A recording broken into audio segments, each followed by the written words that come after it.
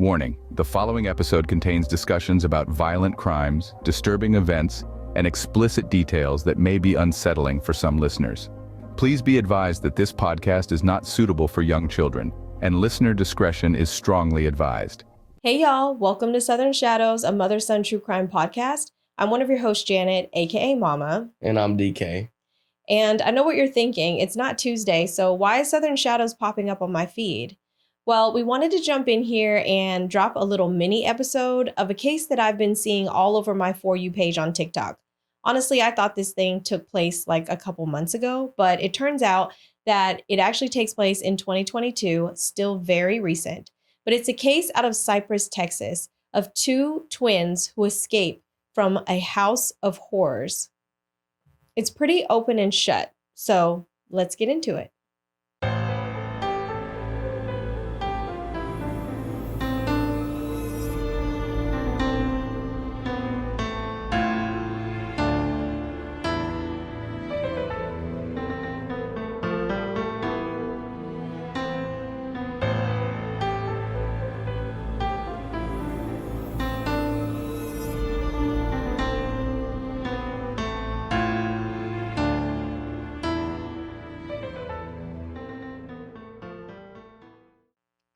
Cypress is an affluent community located 24 miles northwest of downtown Houston in Harris County.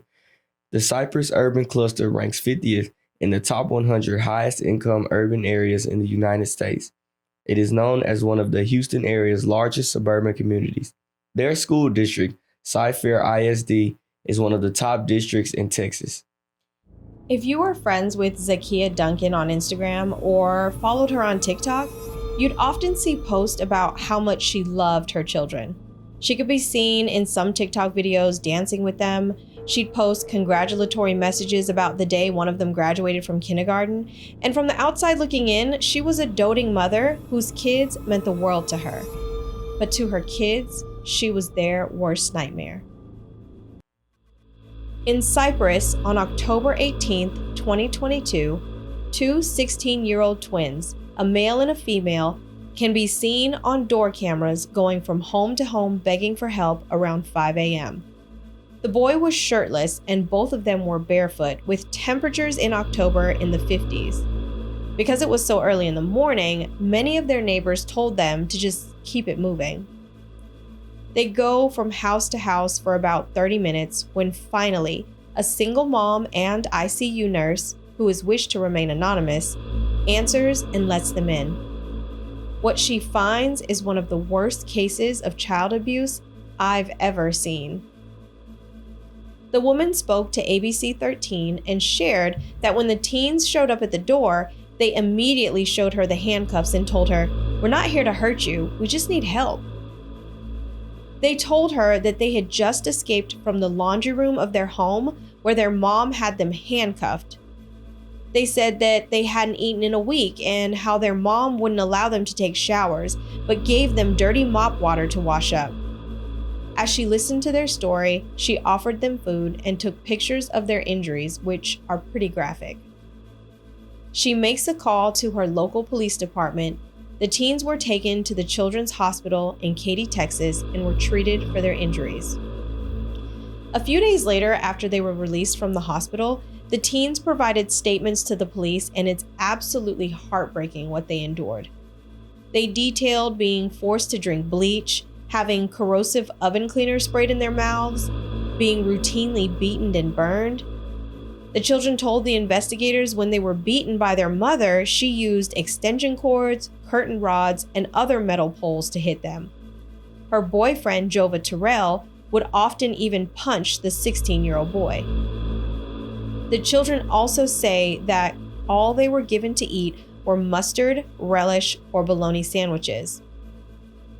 The next part is pretty graphic, but they also detail how sometimes they were forced to drink their own urine or eat their own feces.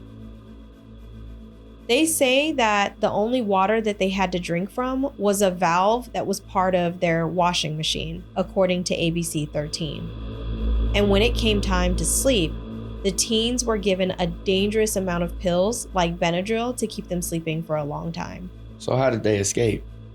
Well, according to KHOU 11, the boy told the police that he found the handcuff keys in his mom's purse, and so he hid them in his mouth. They had to wait until the early morning hours to unlock the handcuffs and escape, making sure that everybody in the house was asleep. Yeah. What do you know about Child Protective Services? I know that those are the people that come when children are being mistreated or aren't being taken care of in the homes, and they usually take the children away from their parents if they need to. Right. They're there to work on behalf of the child and to investigate any reports of abuse or neglect.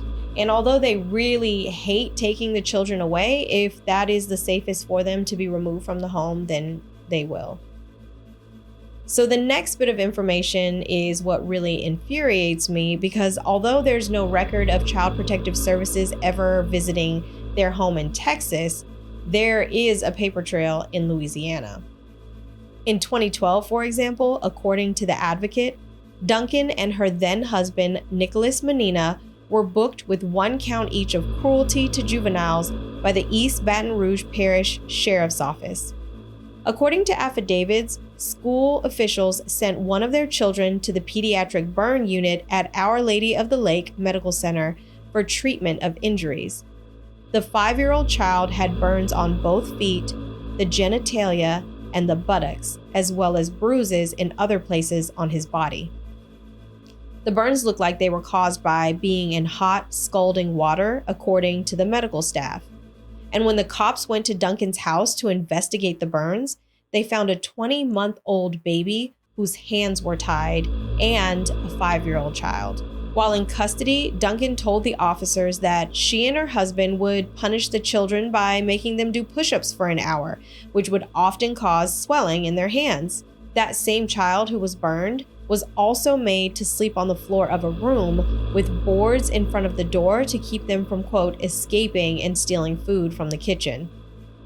2 of the couple's other children were taken to the hospital with bruises and then given to the state to care for.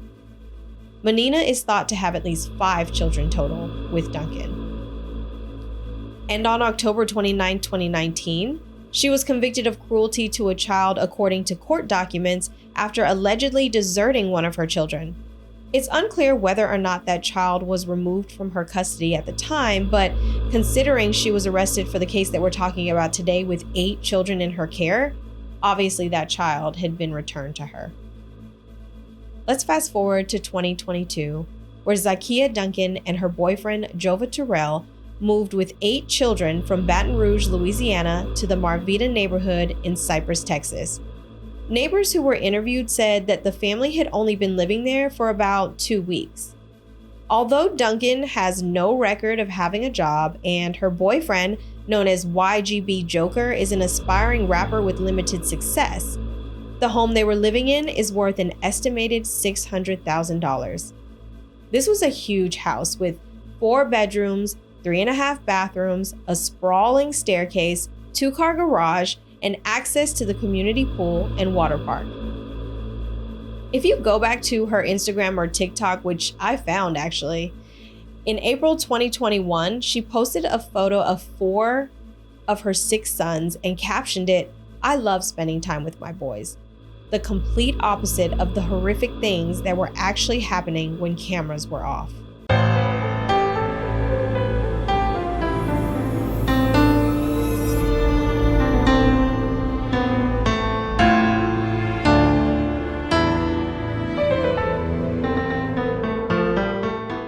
After the teens were able to report to police about what they had escaped from, the Harris County Police Department quickly sprung into action. An Amber Alert was issued because police couldn't immediately find Zakiya and Jova, and they knew that there were still at least 5 other children in their care. Their ages were 7, 10, 14, and another pair of 12-year-old twins, according to Oxygen.com. They also had Duncan's 18-year-old child with them. Duncan and Terrell were eventually captured on Tuesday, October 18th, 2022 by the Louisiana State Police in Baton Rouge, but only one of the 5 missing children was with them. Later, they were found to be at a relative's house, safe, The couple were held in Louisiana until they could be extradited back to Harris County, Texas.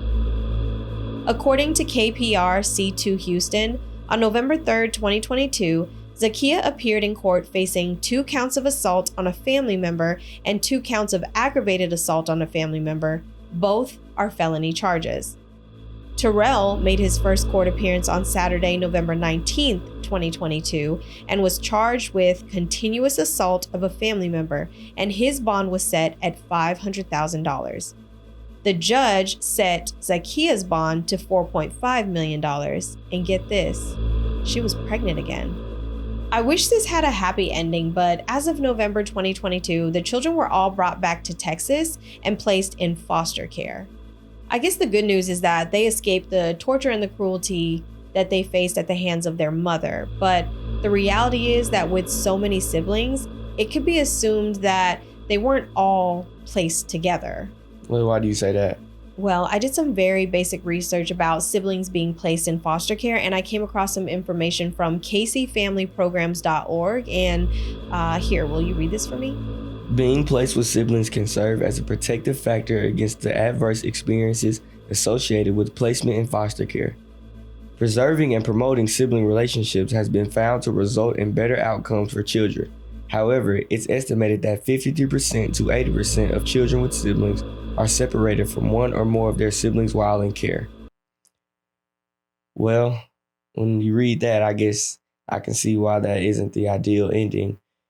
But I hope they can all be together somewhere. Right. This was definitely an extremely horrifying case, but I'm so glad that the twins had enough courage to break out and to seek help. I don't know what I would have done if somebody came knocking at our door at 5 a.m, asking for help with a pair of handcuffs in their hands. And those neighbors that turned them away, I'm sure that now that they've seen this story, I hope they don't feel bad, because obviously it could have been a scam. You just never know. But kudos to the neighbor who actually did take the time to open the door and figure out what was going on. And although she wants to remain anonymous, I hope she knows that, she's a hero. And I hope the people around her, tell her that all the time, because she really was brave for doing that. And as far as the siblings, they're going to need a lot of support. And it is sad that, with 8 of them, they probably, because we don't know if they're in a children's home where there's lots of different rooms, or if they're in a foster housing situation where there's a foster mom and dad who can only take in maybe 2 or 3 kids at a time because they're minors. So that type of information is not, readily available to the public. Well, hopefully the best thing that's happening to them right now is, since there's 8 of them, they're at least evenly split up so they can at least have one other sibling with them. And I just hope that the foster home promotes them as 2. They're not allowing anyone to take one. You got to take 2. So I just hope that is what's happening or will happen. Exactly. And that's the case of the teens who escaped from their house of horrors. We would love to hear from you, your thoughts, by leaving us a comment down below, like or subscribe, and we'll see you next week for the main episode. See you in the shadows.